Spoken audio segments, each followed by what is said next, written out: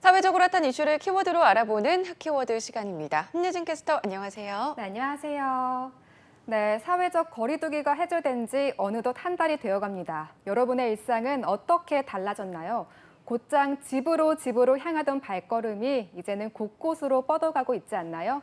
코로나19로 꾹꾹 눌러놔봤던 많은 것들을 쏟아내는 요즘인데 서울시 주요 지역에서도 이런 영향을 고스란히 받고 있다고 합니다. 핫키워드에서 짚어보겠습니다.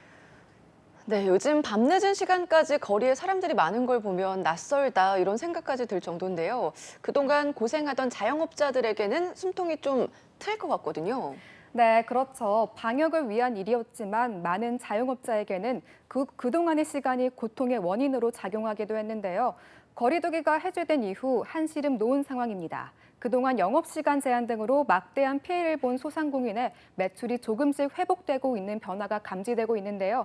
실제로 한 카드사가 내놓은 서울시 주요 지역별 거리두기 해제 영향을 들여다보면요. 서울시 자영업자의 저녁 시간대 매출은 점진적으로 회복세를 보이고 있습니다.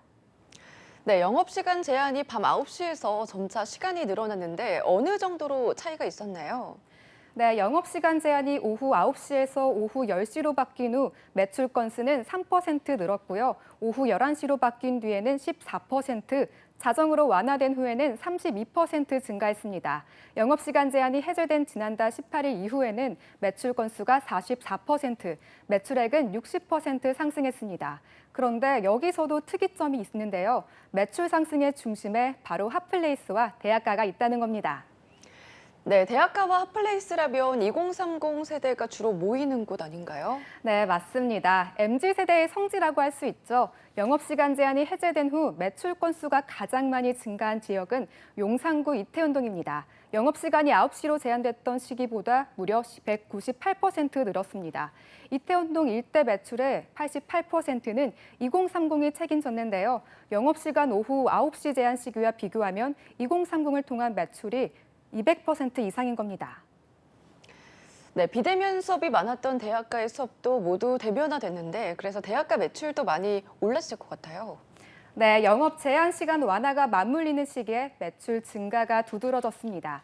대학가 중에서도 고려대가 있는 성북구 안암동, 한양대가 있는 성동구 사근동 등의 매출 증가가 눈에 띄는데요.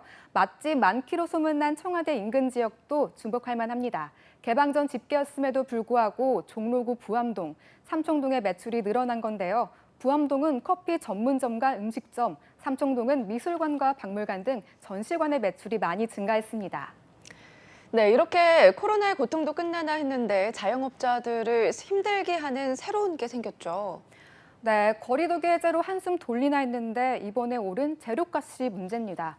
손님은 조금씩 늘고 있지만 나가는 돈이 늘어나니 남는 이윤이 얼마 되지 않는다는 건데요.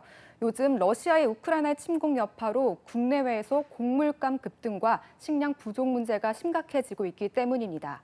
식재료로 많이 쓰이는 식용유와 밀가루 가격이 들썩이면서 자영업자들 또 다른 고민에 빠진 상황입니다. 그런데 여기에 만만치 않은 고민이 또 있죠. 바로 일손 구하기입니다. 네, 이제는 그동안 줄였던 일손을 채워야 하는데 아르바이트생 구하기가 쉽지 않다고요. 네, 맞습니다. 손님이 많아지면서 바쁜 건 좋은데 일손이 부족한 상황입니다. 아르바이트 구직 사이트의 구인 공고는 많아졌지만 무소식인 경우가 많다고 합니다. 결국 고민 끝에 최저시급보다 높은 임금에도 구하기가 쉽지 않은 현실이라고 하는데요.